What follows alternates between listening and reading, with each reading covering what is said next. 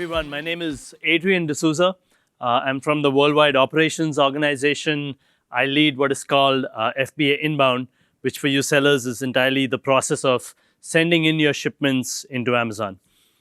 Today, we'll be doing about a 15-20 minute presentation followed by a Q&A. Feel free to use the tool that you see next to me on the screen. Start inputting questions into that at any point in time.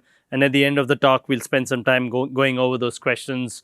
So with that, I just want to spend a minute on what is FBA Inbound and what my team does. Number one, it's the suite of tools, either in Seller Central or what some sellers use, APIs, where you have automated shipment creation.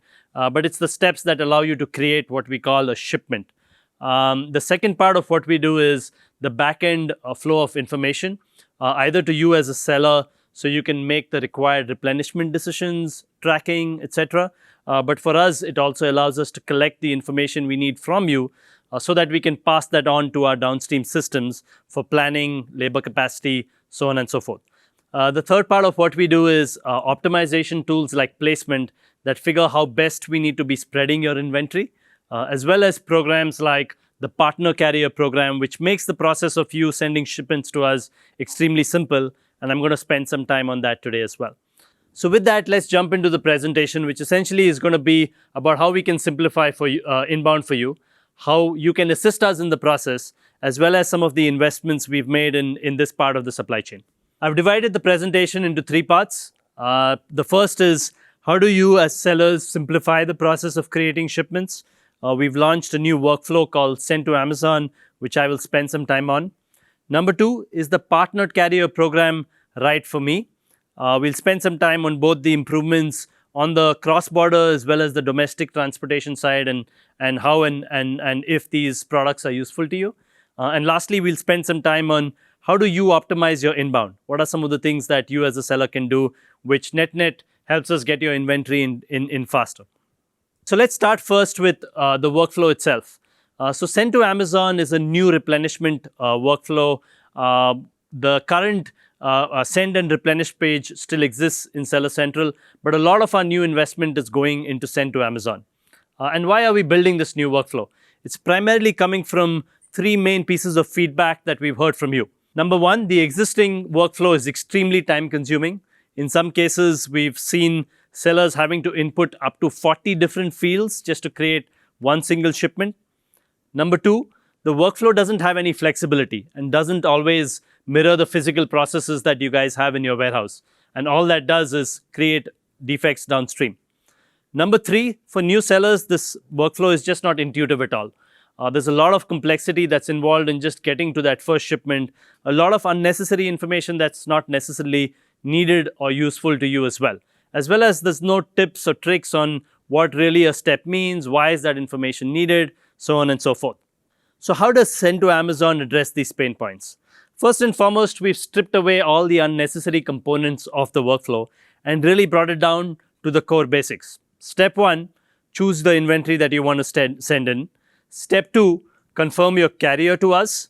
Step three, print the box labels, and at that point, you're ready to hand off your boxes to your carrier. So how are we able to do this, and where's all this complexity gone? I think one of the fundamental concepts behind Send to Amazon was pulling out the configuration steps into something we call packing templates. And this really eliminates all the repetitive entry that you need to have for tiny little details on every single ASIN, on every single box. So a packing template essentially lets you specify how are you packing that particular ASIN, whether you're providing the labels or you're expecting it from Amazon, as well as if there's any prep-related instruction for that particular ASIN. This is especially useful for single ASIN boxes that you are planning to send in repeatedly to us, right? And that makes up a big percentage of a lot of your inventory today.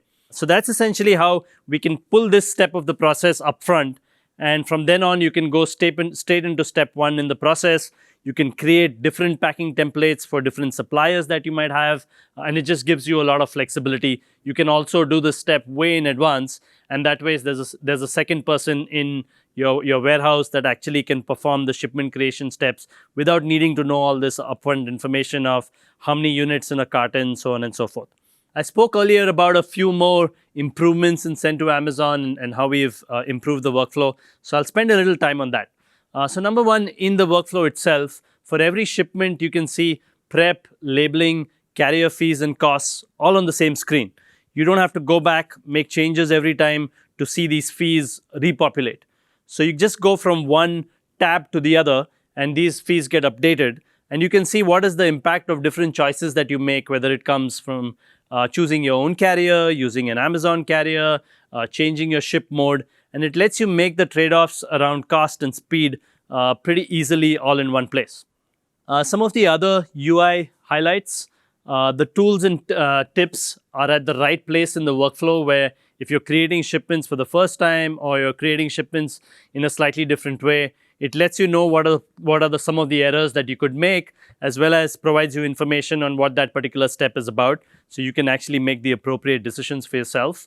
Once the templates itself are created, you go then straight into the shipment creation process, so there's no back and forth that's involved.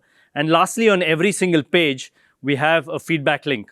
And this is extremely important as we are in the development phase especially. So you can tell us what you like, as well as what you think needs to be improved, if a particular feature is missing, or if you're getting stuck. Right? And that's information that we're going to use to not only customize tools and tips to you, but also improve the overall workflow. So just in terms of where we are now, Send to Amazon is available in the US, in the EU5, as well as we'll soon be launching in Japan as well, and slowly rolling out across every other geography for FBA. An important question that you may be wondering is, why doesn't Send to Amazon support all features? And that's a very conscious decision from our end. Is let's get this out there to sellers so that we can start getting your feedback. Also, that gives us information on what are the features that you most require and how critical those are for you, and even if those are built in the right way or not. Right? Assuming that our current workflow does everything right is something we know is fundamentally incorrect, and we're trying to do this in a way which better suits your needs. So really here the call to action is definitely to not only use this new workflow, but use the feedback link to give us the information that we need to improve it going forward. Right now, the use cases that we support, for those of you who are wondering like, hey, is this right for me now? Is it not? So we support single ASIN carton use cases for both small parcel partnered carrier as well as non-partnered carrier. We also support the LTL and truckload use cases for pallet shipping. We'll soon be launching the PCP equivalent of that.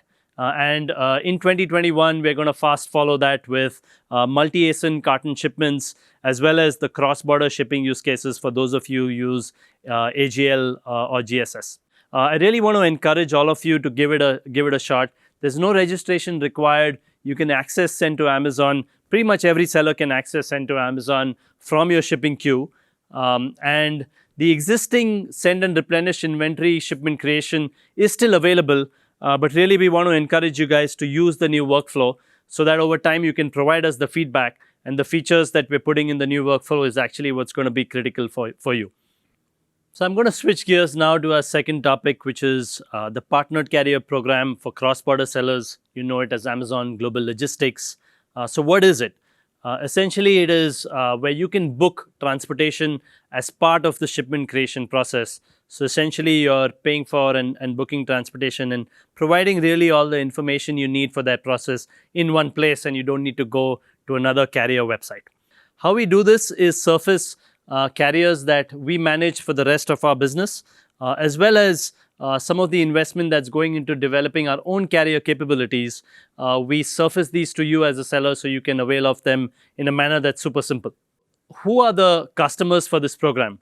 Today, really, we have almost 40% of sellers who use either the Partner Carrier Program or its cross-border equivalent, which is AGL. And really, it is any seller who is sending us either domestic shipments or is sending cross-border shipments. We see sellers regardless of size, either small sellers, larger sellers, across the spectrum. Sellers actually find this program super useful, and some of the quotes kind of show that as well. Obviously, we get a lot of feedback into what we need to improve with the Partnered Carrier Program. So that's where I just want to go into a little bit. What are some of the benefits, and then what are some of the things we're improving? Number one, starting with the benefits. Really what this lets you do is, like I said, book transportation all in one workflow and doesn't require you to go into a different carrier website. Second, we offer discounted rates. We are able to not only negotiate discounts with carriers, but we are also able to use our own optimization and transportation capabilities to really offer you a competitive service, which you'll find is either less than or at least as competitive as what you're able to get in the market.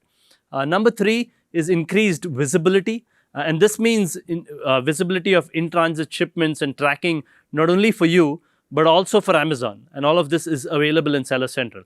And what better visibility for us does really is offer you a service called buyability in transit, where once we take control of that inventory through this transportation leg, we know exactly what it is.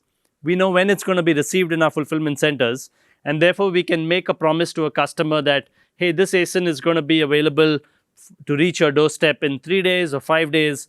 And really, therefore, even if you run out of stock of that ASIN in our fulfillment center, it still becomes buyable.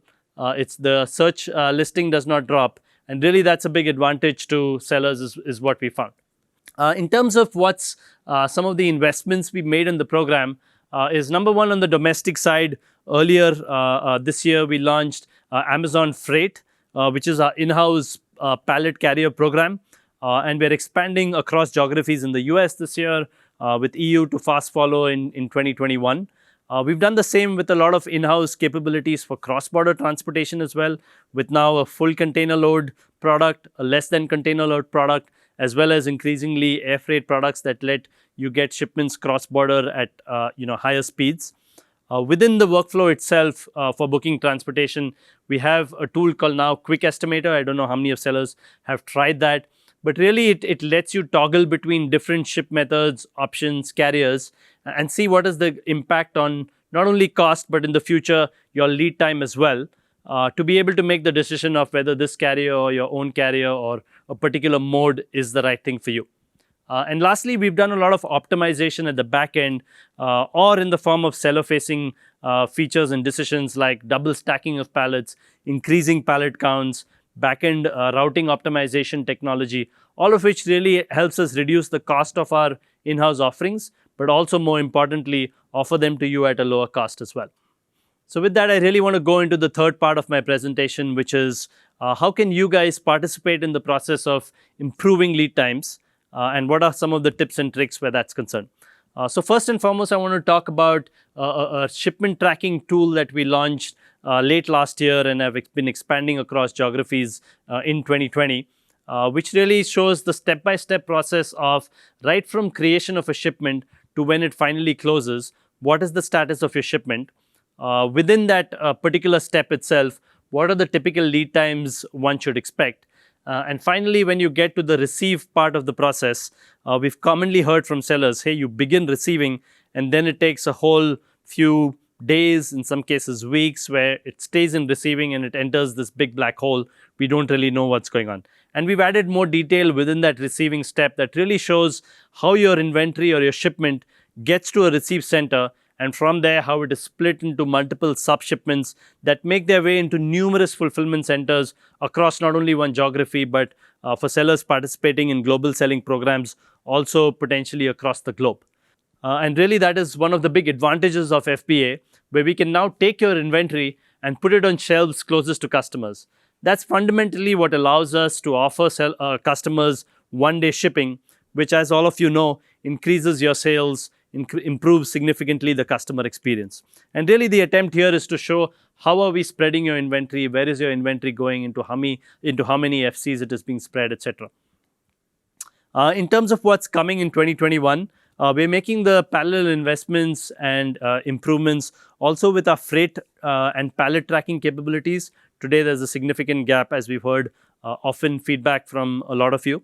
We're also including in these estimations the estimated receive date, which really is critical for you to manage subsequent replenishments, and we think would actually simplify the process of knowing when to create a new shipment or not.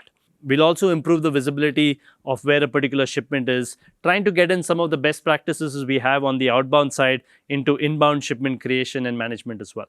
Moving into tracking ID and also why it is important, we're going to create the ability for sellers to upload tracking ID information in bulk. This becomes critical, especially in large shipments. You're not using partnered carrier. Providing tracking ID for a large number of boxes just becomes super hard, and doing it in bulk just simplifies that process. We're also going to enable the ability to use a barcode scanner. You simply scan the barcode on your shipping label, and it automatically inputs the tracking ID into the workflow. And really kind of going into why this is important, right? And from there, segueing into what does faster lead times mean for me as a seller, and how can I get faster lead times? So the reason we kind of include these different steps in the workflow, including tracking ID, ship by date, I think a lot of sellers, we've gotten feedback from, hey, you guys are just complicating the inbound shipment creation process. But really what these different inputs allow us to do is know when a particular shipment is coming in, what is on a trailer, what ASINs, how many quantities, which lets us then compare against what is in stock, and we know whether we need to prioritize a shipment or not. But more importantly, at an aggregate level, we know exactly what we should be expecting today, tomorrow, how are they coming in, whether it's pallets or small parcel shipments, and lets us adequately plan labor, not only in the 3-week horizon, but also for this week, for today, in our shift planning process, and can adequately manage and match our inbound capacity to what we're actually receiving. Right? And really what that does is prevents huge backlogs from building up at FCs, and as stuff comes in, it can be received super fast. So in many ways, I think you as a seller plays a big part in that process by, number one, ensuring that you follow the instructions of prep and packaging. Number two, by providing accurate carton contents, and by that we mean letting us know which ASINs are in which box, but also the right quantities. By providing us ship date and as well as carrier tracking IDs, which lets us know what is coming in when.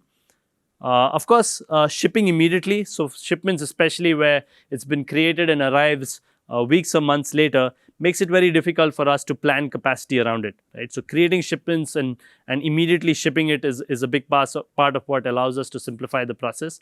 And obviously keeping it simple, right? One PO per appointment. Splitting a PO across multiple appointments, or automatically Amazon loses that visibility, and it just potentially risks your shipment being slowed down or not being prioritized.